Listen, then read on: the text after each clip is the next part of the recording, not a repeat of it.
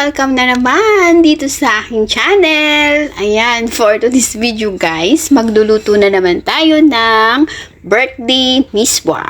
So ayan, samahan nyo ako ngayon guys dito sa kusina at umpisahan na natin ang pagluluto.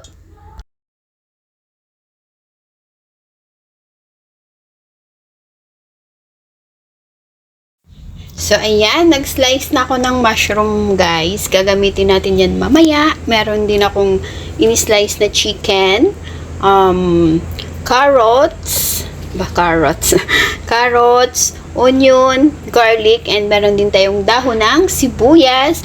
And of course, naglaga na rin ako ng eggs. So, tara, let's guys, umpisahan na natin. So, ayan. Papainitin na natin ang kawali. Then, lalagyan na natin siya ng mantika at dahil ito ay mainit na. Mainit na ang mantika guys. So, ayan, igigisa na natin ang bawang tsaka onion.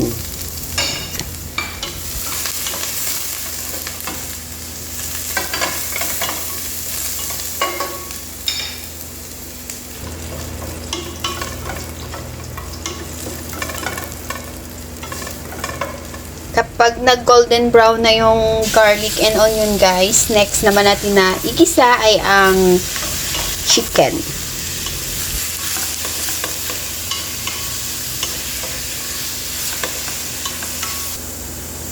And next ay ang aking hiniwa na mushroom kanina. So yan, dried mushroom yan siya guys. Binabad ko siya sa hot water para lumambot and then in-slice ko siya.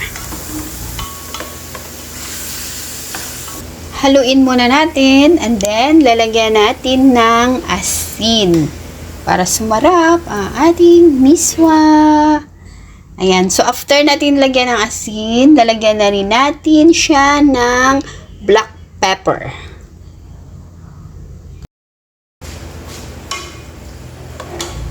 Hahaluin ulit natin guys and then lalagyan na rin natin ng oyster sauce.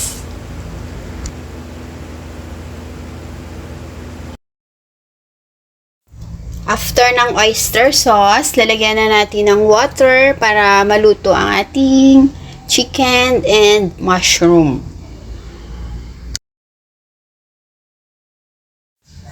Takpan muna natin.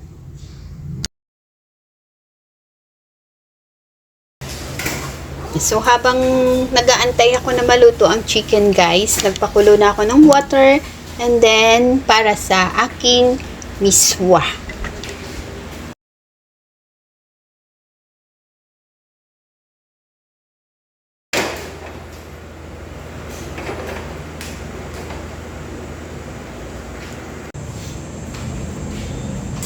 Charan! So, ayan. Luto na ang chicken and mushroom, guys. So, ready na tayo para ilagay na natin ang next na ingredients. So, I think next ingredients is carrots. So, ayan. Lagay na natin ang carrots.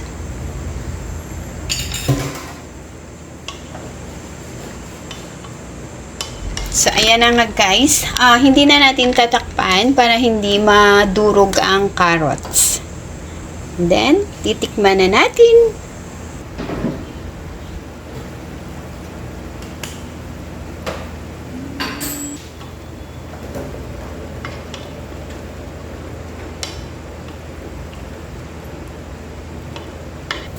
Ito na ang aking miswa guys. Luto na.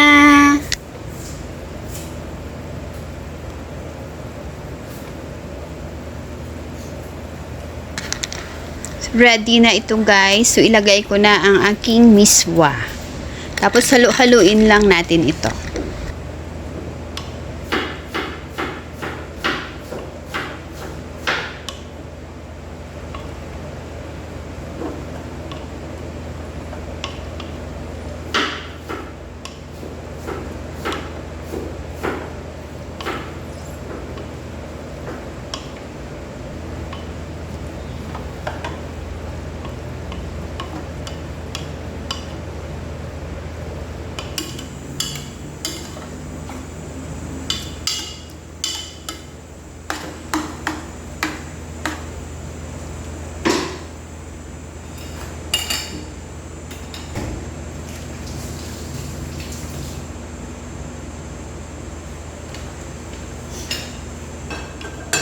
Yan. So, magluluto rin ako ng scramble egg, guys, para sa ilalagay ko siya sa ibabaw ng miswa. So, pang toppings lang.